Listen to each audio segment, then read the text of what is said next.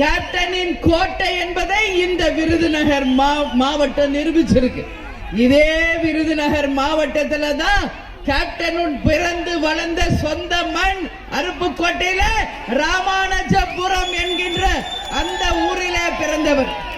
இது நம்ம மண், நீங்க நம்ம மக்கள். மதுரையை சேர்ந்த தென் மண்டலத்தை சேர்ந்த அனைவரும் கேப்டனுடைய மக்கள். இன்னைக்கு கேப்டன் அந்த ரதம் கேப்டனுக்கு இலங்கை வாழ் மக்கள் அன்பு பரிசாக கொடுத்ததுதான் அந்த ரதம் என்பது இந்த நேரத்தில் நான் பெருமையோடு சொல்ல கடமைப்பட்டிருக்கேன். பொதுவா யாருக்கும் யாரும் இலவசமாவோ அன்பு பரிசாகவோ ஒரு ரதத்தை இதுவரைக்கும் கொடுத்ததாக வரலாறே இல்லை. ஆனால் கேப்டன் யார்? மக்கள் தலைவர், உண்மையில் மக்களை நேசித்த தலைவர், மக்களுக்காகவே வாழ்ந்த தலைவர், அத்தனை மக்களையும் நேசிச்சவர். அதனாலதான் இன்னைக்கு மக்கள் அவருக்கு அன்பு பரிசாக இந்த ரதத்தை கொடுத்திருக்காங்க. அதுவும் யார்? இலங்கை வாழ் தமிழ் மக்கள் கொடுத்த பரிசு. அதனாலதான் இன்னைக்கு அந்த அன்பு பரிசை தமிழ்நாடு முழுக்க கொண்டு வந்து உங்கள் முன்னாடி இன்னைக்கு தலைவர் நம்மளோட கலந்துக்கிற மாதிரி அத்தனை இடத்துக்குமே வந்திருக்கார். அது வகையிலே இன்னைக்கு விருதுநகர் மாற்றத்திற்கு வந்திருக்கோம்.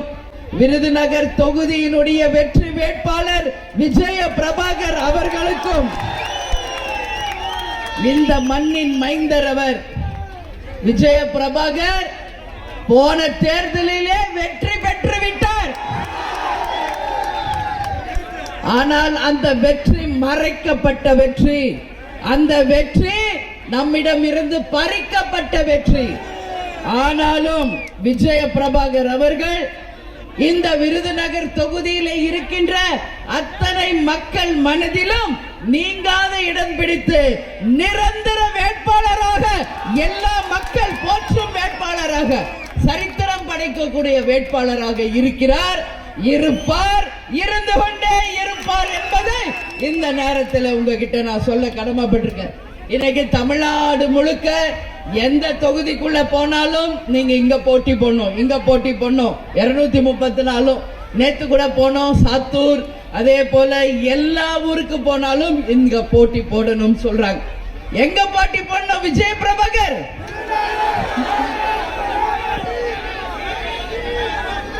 இல்ல, இந்த விருதுநகர் தொகுதியில மொத்தம் 6 சட்டமன்ற தொகுதி இருக்கு. எந்த சட்டமன்ற தொகுதியில் போட்டியிடணும்?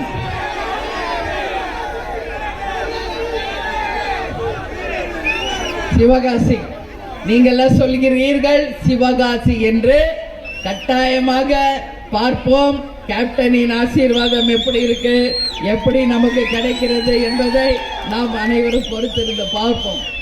ஏன்னா உங்களுக்கு நான் ஒரு வரலாறு சொல்றேன். 2006 தலைவர் தேர்தலில் நின்ன முதல் தேர்தல் தேசிய முற்போக்கு திராவிட கழகத்தினுடைய அதிகமான வாக்குகளை பெற்ற தொகுதி சிவகாசி தொகுதி என்பதை இந்த நேரத்தில் நான் பெருமையோடு சொல்ல கடமைப்பட்டிருக்கேன்.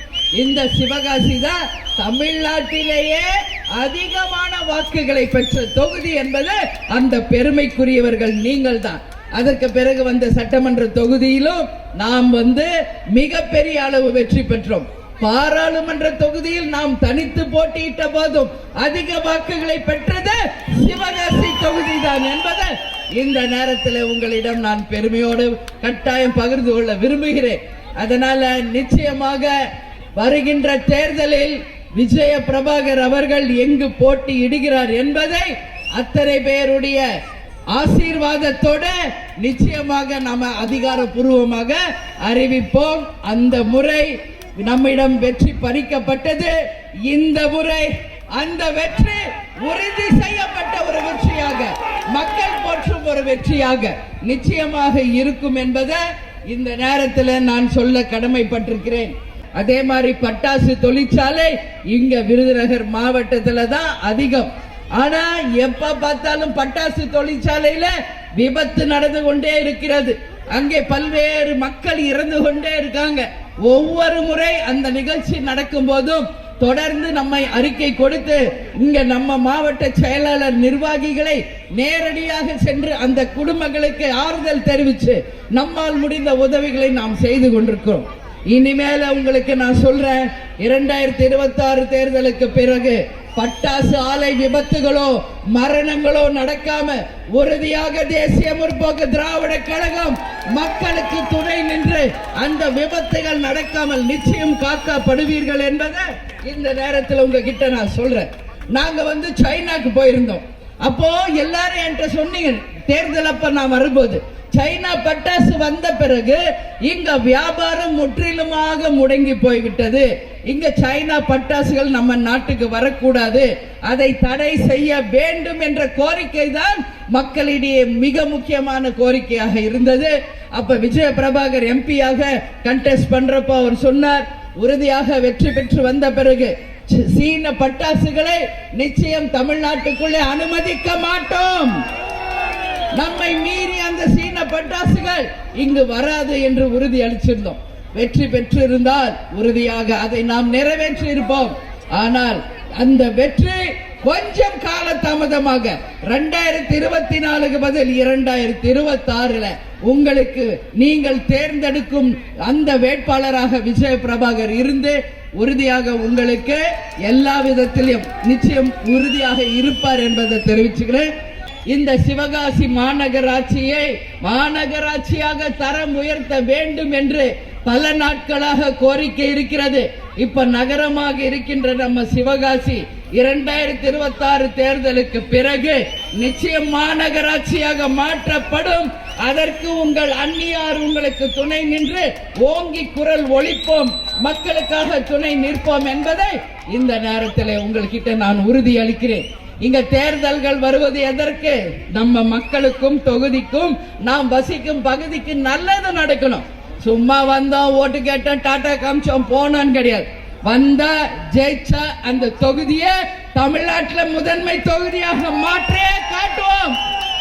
அதுதான் தேமுதிக, அதுதான் கேப்டன் கட்சி. கேப்டன் எங்கேயுமே போல நம்ம கூட தான் இருக்கிறார். நம்ம ஒவ்வொருத்தர் கூட நம்ம கேப்டன் இருக்கிறார் என்பதை நீங்க யாரும் மறந்துடக்கூடாது. கேப்டன் ஒருத்தர் தான், லட்சக்கணக்கான கேப்டன்களை உருவாக்கிட்டு தான் போயிருக்கிறார் கேப்டன் அவர்கள். அதனால இன்னைக்கு கரவேட்டி கட்டி துண்டு போட்ட எல்லாருமே கேப்டன்கள் தான், எல்லாருமே கேப்டன் தான். உங்க ஊர்ல எல்லாம் நீங்க போறப்ப டீ கடையில எல்லாம் என்ன சொல்லுவாங்க? வாங்க கேப்டன், உட்காருங்க கேப்டன், டீ சாப்பிடுங்க கேப்டன், எங்க காலையிலேயே கிளம்பிட்டீங்க கேப்டன் கேக்குறாங்களா இல்லையா? கேக்குறாங்க இல்லையா? எல்லாரும் கேக்குறாங்கல்ல. இது வரலாறு ஒன்லி தேமுதிக தான். இதே திமுக இருக்கு வாங்க கலைஞரே, வாங்க ஸ்டாலினை சொல்றாங்களா? அதிமுக இருக்கு வாங்க எம்ஜிஆர், வாங்க ஜெயலலிதாவே சொல்றாங்களா? அந்த வரலாறு ஒரே ஒரு கட்சிக்கு தான், அது தேமுதிக தான். அதனால நம்ம கேப்டன் ஒருத்தர் தான். ஆனா லட்சக்கணக்கான கேப்டன்களாக நீங்க இருக்கிறப்போ இந்த கட்சியை எந்த கொம்பனாலும் தொட்டு கூட பார்க்க முடியாது. என் கடைகோடி தொண்டர் இருக்கும் வரை இந்த கட்சியை ஒருத்தராலையும் தொட்டு பார்க்க முடியாது, ஆட்டி அசைச்சு பார்க்க முடியாது. உறுதி. நம்ம கேப்டன் நம் ரத்தத்தில், நம் உணர்வில், நம் உயிர் மூச்சில் நம்முடன் கலந்திருக்கிறார். ஒவ்வொரு நாளும் நமக்கு துணை நின்று நம்மளை தலைவர் அவர்கள் வழி நடத்தி கொண்டு இருக்கிறார். உறுதியா நம்புங்க. செயற்குழு பொதுக்குழுல நீங்க தலைவரை பார்த்ததுதான் கடைசி. அன்னைக்கு அவரால் முடியலன்னாலும் எந்திரிச்சு என் கையை உயர்த்தி இனிமே இந்த கட்சியை நீ உன் கையில் ஒப்படைக்கிறேன் என்று சொன்னாரே தலைவர் அவர்கள். தலைவர் இருந்த வரைக்கும் நான் உங்க அண்ணி, இவ்வளோ பெரிய பொறுப்பு கடமையை தலைவர் என் கையில கொடுத்துட்டு போயிருக்கிறார். உங்க அண்ணி இனிமேல் உங்கள் அன்னை, உங்கள் தாய். இங்க இருக்கிற ஒவ்வொருத்தருக்கும் நியாயத்தையும் தர்மத்தையும் நிச்சயமாக ஒரு தாயாக இருந்து உங்களுக்கு செய்வேன் என்பதை உறுதியாக நான் சொல்றேன். இன்னைக்கு விஜய பிரபாகர் சொல்றப்போ சொன்னார், இன்னைக்கு ஆண்கள் கோலோச்சிய இந்த அரசியலில் ஒரே ஒரு பெண் தலைவராக எங்கள் தாயார் உங்கள் அண்ணியார் இருக்கிறார். அந்த வெற்றிக்கு காரணம் அவருடைய உழைப்பு. நான் சொல்றேன், என்னுடைய இந்த இடத்துக்கு நான் உங்க பொதுச் செயலாளர் நிக்கிறதுக்கு காரணம் என் அன்பு தொண்டர்களாகிய நீங்கள் தான். நீங்கள் தான் வேற யாருமே கிடையாது. நீங்க தான் ஒவ்வொரு வெற்றிக்கும் காரணம் என் அன்பு தொண்டர்களாகி நீங்க தான் காரணம். இவ்வளவு பெரிய ஒரு மாநாடு நம்ம நடத்தணுமே கடலூர்ல, யோசிங்களா? யாராவது இப்படி ஒரு மாநாடு நடத்த முடியுமா? 100 சோறு பீரு வண்டி வாகனம் புடவை எல்லாத்தையும் கொடுத்துதான், காசு கொடுத்தா கூட்டத்தை காட்ட முடியும். யாராக இருந்தாலும் நான் யாரையும் குறை சொல்ல, இதான் உண்மை, இதான் யதார்த்தம். ஆனால் கேப்டன் என்ற ஒற்றை சொல்லுக்கு அந்த அன்புக்கு கட்டுப்பட்டவர்கள் நமது தொண்டர்கள். ஏன் நான் சொல்றேன், கட்சி ஆரம்பிச்சு 20 வருஷம் முடிஞ்சு 21வது வருஷத்துல நாம இருக்கோம். ரசிகர் மன்ற காலத்துல இருந்து இன்றைக்கு வரைக்கும் கேப்டனுக்காகவே உங்கள் உயிரையும் மூச்சையும் உங்கள் உழைப்பையும் வியர்வையும் சிந்தி நீங்கள் வளர்த்த இந்த கட்சிக்கு உண்மையில் அத்தனை பேருக்கும் நான் தலை வணங்குகிறேன். உங்கள் அத்தனை பேருக்கும் தலை வணங்குகிறேன். கட்டி இருக்கீங்களே இந்த பேனரு கொடி, நான் வழி நடுக்க பார்த்துக்கிட்டு வரேன், லைட்டு எல்லாம் யாருடைய உழைப்பு? உங்கள் வியர்வையில் சிந்தி நீங்கள் சம்பாதித்த அந்த உணர்வுல நீங்க கட்டினதுதான். அதான் சொல்ற, இதுக்கு ஈடு இணை எதுவுமே இல்ல. உண்மை, இதுதான் உண்மை. கேப்டன் அப்பப்ப என்கிட்ட சொல்வார், நான் கொடுத்து வச்சவன் ஏங்க எனக்கு கிடைச்ச தொண்டர்கள் தான் என் வாழ்க்கையில நான் செய்த பாக்கியம், நான் பாக்கியசாலி, என் தொண்டர்கள் தான் என்னுடைய உயிர் எல்லாம் அப்படின்னு. அதையே தான் உங்க அண்ணியும் சொல்ற, இனி என்னுடைய வாழ்நாள் உங்களுக்காக தான். நான் வாழும் காலம் தேமுதிகவுக்கும் கடைகோடியில் இருக்க நம் நிர்வாகிகள் தொண்டர்களுக்காக தான் என் வாழ்க்கை என்பதை தலைவர் அந்த பொறுப்பு கையில கொடுத்த அன்னைக்கு அதை நான் முடிவு செய்து விட்டேன். தலைவர் அடிக்கடி சொல்வார், எங்களுக்கு இருக்கிறது 2 ஆம்பளை பிள்ளைங்க, ஒன்னு விஜய பிரபாகர், இன்னொன்னு கொம்பு சீவியாக வந்த சண்முக பாண்டி. அதனால 2 ஆம்பளை சிங்க குட்டிங்க, அவங்க வாழ்க்கையை அவங்க பார்த்துக்குவாங்க. இன்னைக்கு உங்களுக்காக துணை நிக்க விஜய பிரபாகரும், அப்பா தொழிலை முன்னெடுக்க சண்முக பாண்டியன்னு இருக்கார். அதனால நான் சொல்றேன், அவங்களுக்கு ஒரு கல்யாணம் பண்ணி வச்சுட்டா அண்ணியோட முழு வேலை உங்களுக்காக உழைப்பது மட்டும்தான், வேற எதுவுமே என் லைஃப்ல இல்ல. ஆமா, ஏன்னா கேப்டன் கூடயே நான் வாழ்ந்தாச்சு, அவர் கூட இருந்தப்ப எல்லாத்தையும் நான் பார்த்தாச்சு. இனிமே ஏதாவது புதுசா பார்க்க போறேன்னா எதுவும் இல்லை. இனி என் லைஃப் என் தொண்டர்களாக உங்களுக்காக தானே ஒழிய வேற எதுவுமே என் மனசுல இல்லை என்பதை இன்னைக்கு உங்களோட நான் கலந்துக்கிறேன். எனவே 2026 தேர்தல் உங்களுக்கான தேர்தல். யாரும் பயப்படாதீங்க. அண்ணி என்ன முடிவு எடுப்பாங்க, யாரோட கூட்டணி வைப்பாங்க,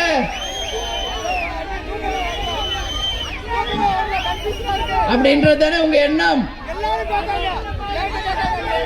இல்ல. உங்ககிட்ட நான் சொல்றேன், நீங்க யாரை விரும்புறீங்களோ அவங்க கூட தான் கூட்டணி. என் நிர்வாகிகளும் என் தொண்டர்களும் யாரை விரும்புகிறார்களோ அவர்களுடன் தான் கூட்டணி என்பதை உறுதியா சொல்ற. தைரியமா இருங்க, தைரியமா இருங்க. நல்ல கூட்டணியை முடிவெடுப்போம்.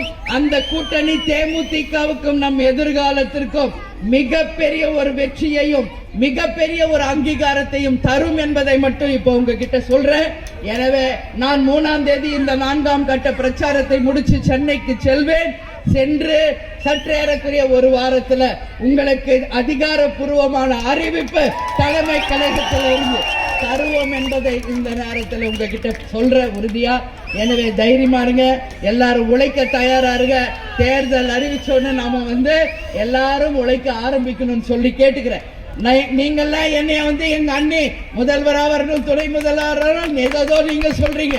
ஆனா எனக்கு இங்க இருக்கிற நீங்கள் அனைவரும் இன்னைக்கு தொண்டர்களா நிர்வாகிகளா இருக்கிற உங்களை அரசு பதவியில் அமர வைத்து அழகு பார்ப்பதுதான் உங்கள் அண்ணியாக என்னுடைய கடமை, லட்சியம், கொள்கை என்பதை இந்த நேரத்தில் உங்களோடு நான் சொல்றேன். உங்களை உயர்ந்த பதவியில் அமர வைத்து அந்த அழகை கண்டு ரசிக்கணும் தலைவரும் நானும் என்பதுதான் அவர் கனவு, லட்சியம். அதை செய்தே தீர்வேன், உறுதியாக செய்தே தீர்வேன்.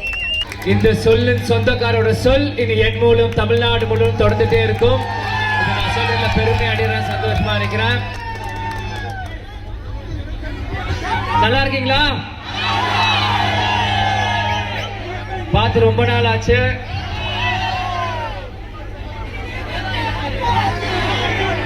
சிவகாசி எனக்கு ஒன்றும் புதுசு இல்லை. இங்கே 60 நாள் இதே இந்த ஸ்பார்க்லின் ரோட்ல தங்கி இதே வீதியில சுத்தி மக்களை ஒரு நாளைக்கு 60ல இருந்து 70 பாயிண்ட் இந்த விருதுநகர் மாவட்டம் முழுக்க மக்களை நான் சந்திச்சிருக்கேன். இது என் சொந்த ஊர் ராமானுஜபுரம் மண்ணில் இருக்கு. இந்த சொந்த ஊருக்கு திரும்பி வந்திருக்கேன். நேற்று சாத்தூருக்கு போன, அருப்புக்கோட்டைக்கு போன, இன்னைக்கு சிவகாசிக்குள்ள வரேன். ஒவ்வொரு தொகுதி சட்டமன்ற தொகுதி ஒவ்வொரு தொகுதிக்கு போகும்போதும் இன்னைக்கும் சிவகாசி தொகுதி உள்ள வர வர வர ஒரே ஒரு நபர் கூட என்னை திரும்பி பார்க்கல, இல்ல மூஞ்சி சொல்லிட்டு போல. எல்லாருமே என்னை பாசமாவும் சிரிப்போடும் அன்போட வரவேற்றுட்டு இருக்கீங்க. தேர்தலில் வேணா நான் தோல்வி அடைஞ்சிருக்கலாம், ஆனா உண்மையான நிலை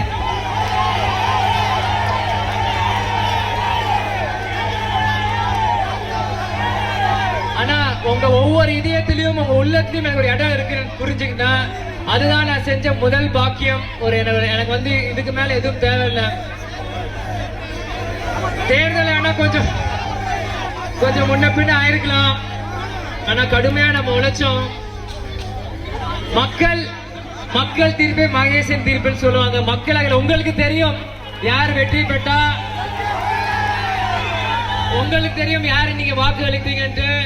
கண்டிப்பாக அதுக்கான காலம் நேரம் கொஞ்சம் தாமதமா இருக்க தவிர நிச்சயமாக இந்த விருதுநகர் மக்களும் சரி சிவகாசி மக்களும் கைவிடவும் மாட்டீங்க. எனக்கு அது நல்லா தெரியும். இந்த தொகுதியில சில ஆயிரம் வாக்குகள் கொஞ்சம் பின்னடைவேனாங்க. ஆனா வர வழியில நான் பார்த்தேன். இப்ப எனக்கு புரியுது ஏன் பின்னடைவு ஆச்சுன்ட்டு. அந்த சூழ்ச்சி எல்லாம் இப்ப எனக்கு தெரியுது. ஏன் சொல்றேன்னா 2006ல தமிழ்நாட்டிலே அதிகமான வாக்குகள் வாங்கினது சிவகாசி தான் தேமுதிக. அப்ப 2024 ஏன் வரலன்னா இப்ப எனக்கு புரியுது அப்ப என்னன்ட்டப்பா. கேப்டன் நம்மளை வழி நடத்துவார். எத்தனையோ பிரச்சனையில பேசிருக்கேன். பட்டாசு தொழிற்சாலை மக்களுக்காக எத்தனையோ பேரை பார்த்திருக்கேன், எத்தனையோ உதவி செஞ்சிருக்கோம். இருந்தாலும் திரும்பி இந்த மக்களுக்காக உழைக்க தேசிய முற்போக்கு திராவிட கழகம் இங்க தயாரா இருக்கு. மக்களுக்கு நீங்கள் திரும்பியும் முரசிக்க வாய்ப்பு, நீங்களும் தயாரா இருக்கீங்க நல்லா எனக்கு தெரியுது. இனி எல்லாருமே அதனால இனி 2026 தேர்தலுக்கான காலம் இது. தேசிய முற்போக்கு திராவிட கழகம் எந்த கூட்டணிக்கு போகுதோ அந்த கூட்டணி தான் ஆட்சி அமைக்கும். அது மாற்று கருத்தே இல்ல. ஏன்னா இன்னைக்கு 2 கூட்டணியுமே சரிசமமா இருக்காங்க. இன்னைக்கு தேமுதிக நிலை எந்த பக்கம் போகுதோ கண்டிப்பா ஏன்னா தேமுதிக என்ற கட்சி கேப்டன் மக்களுக்காக உருவாக்கப்பட்ட கட்சி. இந்த கட்சி கேப்டன் படத்திலே ஒரு பாட்டு இருக்கு, மக்கள் ஒரு புறம் தெய்வம் ஒரு புறம், பக்கம் துணை இருக்க நிற்கும் இருபுறம்னு. கண்டிப்பாக மக்கள் நீங்கள் உங்களுக்கும் எல்லாருக்கும் ஆர்வம் இருக்கு. ஏன்னா இன்னைக்கு தமிழ்நாட்டுல ஒரே ஒரு பெண் தலைவர், அது யாருன்னா திருமதி பிரேமலதா விஜயகாந்த் மட்டும்தான். இன்னைக்கு எல்லாருமே வேஷ்டி சட்டை போட்டு இருக்க ஆண்கள் தான் நீங்க தலைவர்களா இருக்காங்க. ஆனா சேலை கட்டிட்டு இன்னைக்கு தனியே ஒரு பெண்மணி நம்ம ஜான்சினாங்க திருமதி பிரேமலதா விஜயகாந்த் தான். யாராலையும் மாற்றி அமைக்க முடியாது. இன்னைக்கு இவ்வளவு பெண்கள் நீங்க இருக்கீங்களே, உங்களுக்கு தெரியும் நீங்க ஒரு அரசியல் நடந்த சாதாரண விஷயம் அல்ல. இன்னைக்கு ஒரு கேப்டன் உடல்நிலை சரியில்லாதப்போ கேப்டனையும் பார்த்துட்டு கட்சியும் பார்த்துட்டு இன்னைக்கு எல்லார் வாயிலையும் எல்லா ஊடகங்களையும் எல்லா நிருபர்களும் என்ன சொல்றாங்க, தேமுதிக ஒரு அசைக்க முடியாத சக்தி ஆயிருக்குன்னா அதுக்கு முழுக்க காரணம் திருமதி பிரேமலதா விஜயகாந்த் தான். ஆனால் இந்த இவ்வளவு கஷ்டப்பட நம்ம வெற்றியை ஆக்கணும்னா மக்களாக நீங்கள் முரசுக்கு ஒரு வாய்ப்பு கொடுக்கணும். ஏன் இதை நான் சொல்றேன்னா, வெறும் மக்களுக்கு நல்லது செய்யறது கேப்டன் ஆளு தினந்தோறும் 3000-5000 ரூபாய்க்கு சாப்பாடு போடுறது பெரிய விஷயம் இல்ல. முரசு சார்பாக சட்டமன்றத்துக்குள்ள அந்த எம்எல்ஏ எம்பி கவுன்சிலர் இருக்கும் போதுதான் மக்கள் பிரச்சனை என்னன்னு கேட்க முடியும், மக்கள் பிரச்சனை என்னன்னு காமிக்க முடியும். நிச்சயமாக கேப்டன் மக்களுக்காக எல்லாம் செஞ்சார். இன்னைக்கு கேப்டன் எல்லாத்தையும் கேப்டனோட வளர்ப்பு தான் இன்னைக்கு தேசிய முற்போக்கு திராவிட கழகம். இன்னைக்கு நிக்கிற ஒவ்வொருத்தருமே இங்க கேப்டன் தான். ஆனால் மக்களாக நீங்கள் இந்த தேர்தல் தேமுதிக எந்த பக்கம் கூட்டணிக்கு செல்லுதோ அந்த கூட்டணிக்கு உங்களுக்கு 234 தொகுதியிலும் இந்த கூட்டணிக்கு நீங்க வாய்ப்பு கொடுத்து அமோகமான வெற்றியை நீங்க செய்வீரும். ஏன்னா கேப்டன் உங்க சொத்து, கேப்டன் மகன் நானும் உங்க சொத்து தான். நான் உங்க வீட்டு மகன், உங்க வீட்டு பிள்ளை. கண்டிப்பாக மீண்டும் வந்து உங்களுக்காக நான் குரல் கொடுப்பேன். இங்க தான் நான் இருப்பேன். 2024 நான் சரி, 2026 இருக்கு. கண்டிப்பாக மக்கள் நீங்களும் ஆர்வத்தோட இருக்கீங்க. ஏன்னா கேட்பது என் உரிமை, கொடுப்பது உங்க கடமை.